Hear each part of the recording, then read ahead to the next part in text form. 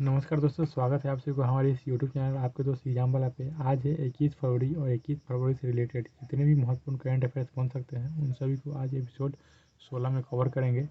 दोस्तों, आप लोगों से रिक्वेस्ट है, विनम्र रिक्वेस्ट है कि आप लोग वीडियो के अंत तक बने रहेंगे और वीडियो के लास्ट में हम प्रश्न भी पूछेंगे।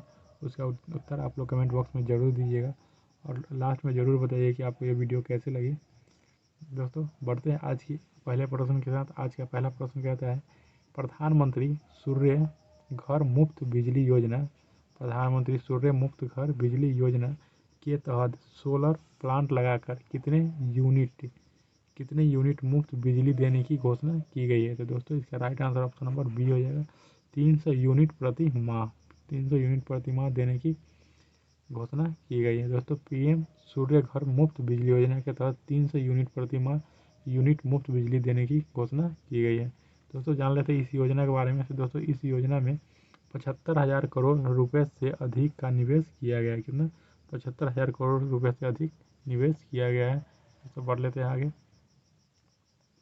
इसके तहत दोस्तों 1 करोड़ घरों के छत पर सौर पैनल स्थापित करने के लिए वित्तीय सहायता प्रदान किया जाएगा। किसके? 1 करोड़ घरों के छत पर सौर पैनल लगाने के लिए वित्तीय सहायता प्रदान किया जाएगा। इस योजना का लाभ उठाने के लिए दोस्तों नागरिकों को पीएम सूर्यघर.gov.in पर आवेदन करना होगा। तो बढ़ते हैं अगले प्रश्न के साथ। अगला प्रश्न को देखते हैं। दोस्तों, अगला प्रश्न संख्या 2 कहता है, संस्कृति मंत्रालय ने संगीत नाटक अकादमी के क्षेत्रीय केंद्र किस शहर में स्थापित किया जिसे दक्षिण भारत संस्कृति केंद्र के नाम से जाना जाएगा। तो दोस्तों, इसका राइट आंसर हो जाएगा ऑप्शन नंबर ए क्या हैदराबाद। कहाँ स्थापित किया है दोस्तों? तो हैदराबाद में स्थापित किया है।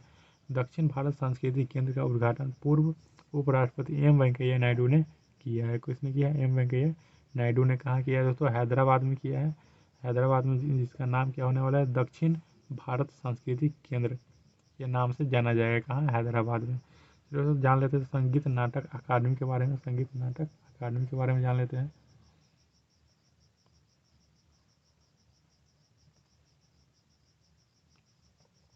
दोस्तों, संगीत नाटक अकादमी स्थापना इसकी स्थापना 31 मई 1952 को हुआ था। मुख्यालय क्या है? दिल्ली में। दिल्ली के रविंद्र भवन में इसका मुख्यालय है। सो यह संस्कृति मंत्रालय के तहत काम करती है। किसके तहत काम करती है? संस्कृति मंत्रालय के तहत यह काम करती है। दोस्तों, संगीत नाटक अकादमी भारत सरकार की ओर से स्थापित कला की पहली राष्ट्रीय अकादमी है। क्या? स्थापित कला की पहली राष्ट्रीय अकादमी क्या? संगीत नाटक अकादमी। चलिए दोस्तों, आगे बढ़ते हैं, अगला प्रश्न लेते हैं। दोस्तों, अगला प्रश्न संख्या 3 कहता है, अंतर्राष्ट्रीय मातृभाषा दिवस कब मनाया जाता है? क्या अंतर्राष्ट्रीय मातृभाषा दिवस कब मनाया जाता है? तो इसका right answer option number B हो जाएगा। 21 फरवरी को। क्या? 21 फरवरी को मनाया जाता है। दोस्तों, बात कर ले, यह हर साल 21 फरवरी को यूनेस्को के द्वारा मनाया जाता है। इसका मुख्य उद्देश्य क्या है मनाने का? दोस्तों, भाषाई और सांस्कृतिक विविधता और बहुभाषावाद के बारे में जागरूकता को बढ़ाना। क्या है? सांस्कृतिक विविधता और बहुभाषावाद की जागरूकता को बढ़ाना। क्या? कब मनाया जाता है अंतर्राष्ट्रीय मातृभाषा दिवस? तो 21 फरवरी को। दोस्तों, फरवरी माह के महत्वपूर्ण मुख्य फरवरी माह का मुख्य दिवस जो है उसको एक बार देख लेते हैं। दोस्तों, बात कर ले फरवरी माह के मुख्य दिवस के बारे में। तो 1 फरवरी को दोस्तों, 1 फरवरी को भारतीय तटरक्षक दिवस, इंडियन कोस्ट गार्ड दिवस कोस्ट गार्ड डे मनाया गया। 2 फरवरी की बात करें तो विश्व आर्द्रभूमि दिवस, वर्ल्ड वेटलैंड डे मनाया गया। दोस्तों, इसके थीम के बारे में बात करें तो इसका थीम है wetlands and human well being. ये आर्द्रभूमि और मानव कल्याण क्या है? विश्व आर्द्रभूमि 2024 का थीम है। दोस्तों, बात कर ले 4 फरवरी को, तो 4 फरवरी को विश्व कैंसर दिवस मनाया गया है। विश्व कैंसर दिवस का थीम क्या है दोस्तों? क्लोज द केयर गैप विश्व कैंसर दिवस का थीम है। दोस्तों, आगे देखते हैं।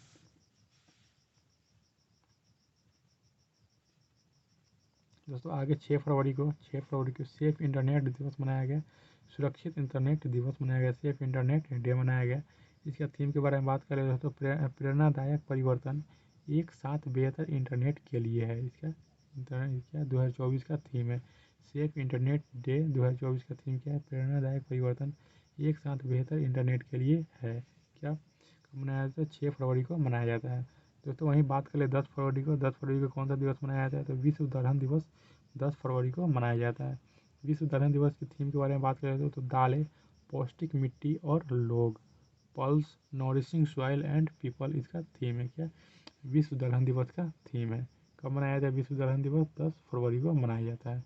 दोस्तों वहीं बात कर ले 13 फरवरी को। दोस्तों 13 फरवरी को भारतीय राष्ट्रीय महिला दिवस मनाया जाता है। क्या भारतीय राष्ट्रीय महिला दिवस और विश्व रेडियो दिवस भी मनाया जाता है। क्या 13 फरवरी को ही विश्व रेडियो दिवस मनाया जाता है। रेडियो दिवस की थीम के बारे में बात करें दोस्तों तो radio radio a century informing educating and entertaining क्या थीम है। क्या विश्व रेडियो दिवस 2024 का थीम क्या है? Radio a century informing educating and entertaining 2024 का थीम है। दोस्तों आगे बढ़ते हैं, वही बात कर लेते हैं दोस्तों 12 फरवरी को। दोस्तों 12 फरवरी को राष्ट्रीय उत्पादकता दिवस मनाया जाता है। 20 फरवरी के बारे में बात करें, 20 फरवरी को विश्व सामाजिक न्याय दिवस मनाया जाता है। क्या विश्व सामाजिक न्याय दिवस 20 फरवरी को मनाया जाता है। वहीं दोस्तों आज 21 फरवरी है और 21 फरवरी को अंतर्राष्ट्रीय मातृभाषा दिवस 21 फरवरी को मनाया जाता है। चलिए तो आगे बढ़ते हैं अगले प्रश्न की तरफ। दोस्तों प्रश्न संख्या 4 कहता है, प्रश्न संख्या 4 अगला प्रश्न, हाल ही में दुनिया के तीसरी सबसे बड़ी अर्थव्यवस्था वाला देश कौन बन गया है? तीसरी सबसे बड़ी अर्थव्यवस्था वाला देश कौन बन गया है? दोस्तों इसका राइट आंसर हो जाए option number B, Germany. Germany Japan को पछाड़कर तीसरी अर्थव्यवस्था सबसे बड़ी अर्थव्यवस्था वाला देश कौन बन गया है? जर्मनी। किसको पछाड़कर दोस्तों? जापान को पछाड़कर। दोस्तों बात कर ले जापान के बारे में तो जापान 2023 के अंतिम तिमाही में वह जर्मनी की अर्थव्यवस्था के आकार से पीछे रह गया। कब पीछे रह गया? किसकी? जर्मनी की अर्थव्यवस्था से पीछे रह गया। कौन? जापान। दोस्तों जापान के बारे में बात करें, जापान की जीडीपी 2023 के अंतिम तिमाही में 0.4% सिकुड़ गया। क्या सिकुड़ गया? यानी कि पीछे हो गया है। किससे? जर्मनी से। दोस्तों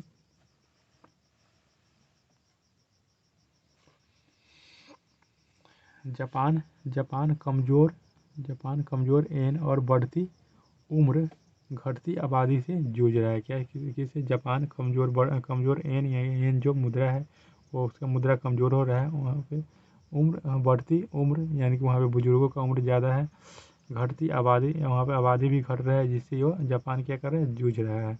तो बात कर ले जापान के बारे में तो 2010 तक यूएसए दूसरा नंबर पर जापान था, तीसरा नंबर पर चीन और चौथे नंबर पर जर्मनी रहा है। 2010 के बाद की बात कर ले, 2010 के बाद दोस्तों तो यूएसए दूसरा नंबर पर चाइना हो गया और तीसरा नंबर पर जापान, यानी कि 2010 के बाद जापान तीसरा स्थान पे आ गया। अब बात करें 2024 में तो 2024 में दोस्तों यूएसए चाइना जर्मनी और जापान जापान चौथे स्थान पे आ गए। पहले 2010 से पहले क्या था? दूसरा स्थान पर, 2010 के बाद तीसरा स्थान पर, 2024 में अब 2024 में चौथा स्थान पे आ चुका है। दोस्तों वहीं बात कर ले आईएमएफ के बारे में।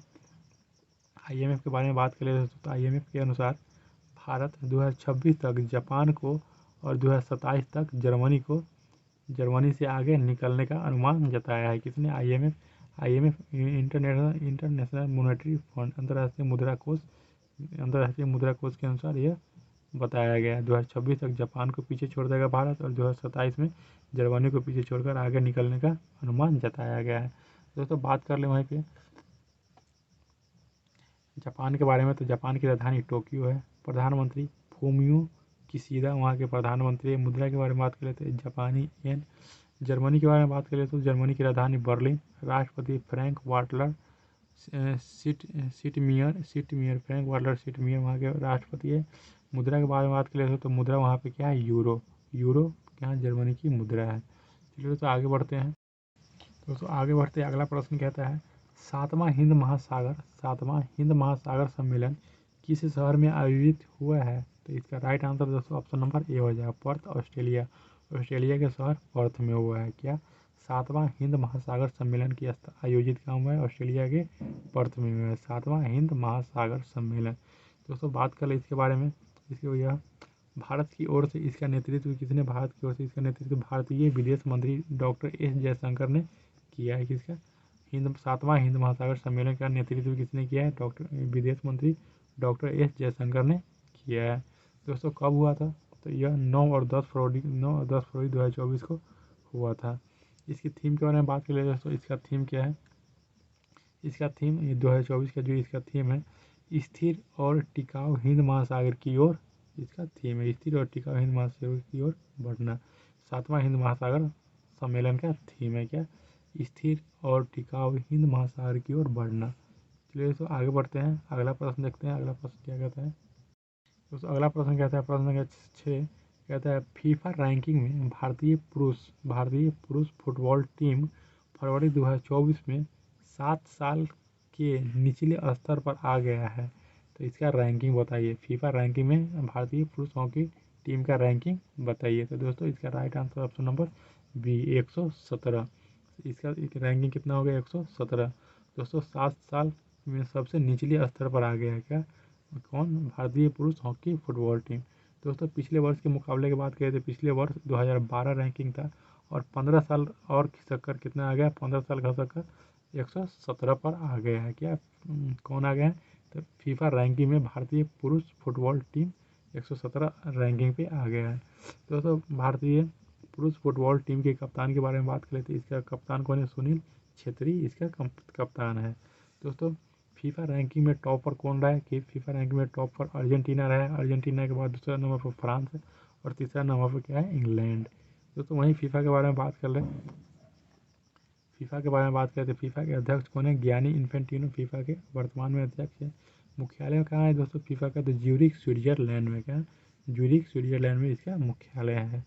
चलिए तो बढ़ते हैं आगे, अगला प्रश्न लेते हैं दोस्तों। अगला प्रश्न कहता है, अगला प्रश्न प्रश्न संख्या 7 कहता है हाल ही में केंद्रीय जल मंत्रालय ने किस शहर को जल योद्धा की उपाधि से सम्मानित किया है, किस शहर को जल योद्धा की उपाधि से सम्मानित किया है। दोस्तों इसका right answer option number D हो जाएगा, नोएडा। क्या, नोएडा को जल योद्धा की उपाधि से सम्मानित किया गया है।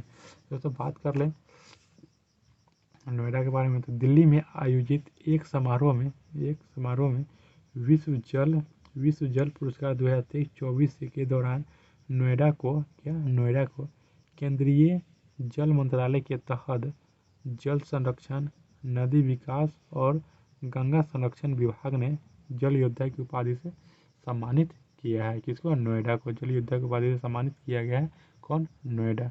तो बात कर ले नोएडा के बारे में। दोस्तों नोएडा के बारे में बात करें तो नोएडा उत्तर प्रदेश के गौतम बुद्ध नगर जिले का एक शहर है, कौन, नोएडा। यूपी के गौतम बुद्ध नगर जिले का एक शहर है। चलिए तो बढ़ते हैं आगे, आज के प्रश्न की तरफ बढ़ते हैं। आज का प्रश्न कहता है हाल ही में बिहार विधानसभा के अध्यक्ष कौन बने हैं, बिहार विधानसभा के अध्यक्ष कौन बने हैं। तो दोस्तों इसका राइट आंसर आप लोग कमेंट बॉक्स में ज़रूर देंगे और कमेंट बॉक्स में ज़रूर बताएंगे ये वीडियो आपको कैसे लगी। अगर वीडियो अच्छी लगी हो तो एक लाइक कीजिएगा, दोस्तों के साथ शेयर कीजिएगा और अपने इस भाई के चैनल आपके दोस्त एग्जाम वाला पर सब्सक्राइब करके बेल आइकन को ज़रूर दबा लीजिएगा। दोस्तों मिलते हैं अगले वीडियो में, वीडियो देखने के लिए धन्यवाद। मिलते हैं अगले वीडियो में नए कंटेंट के साथ, नए एपिसोड में। जय हिंद, वंदे मातरम।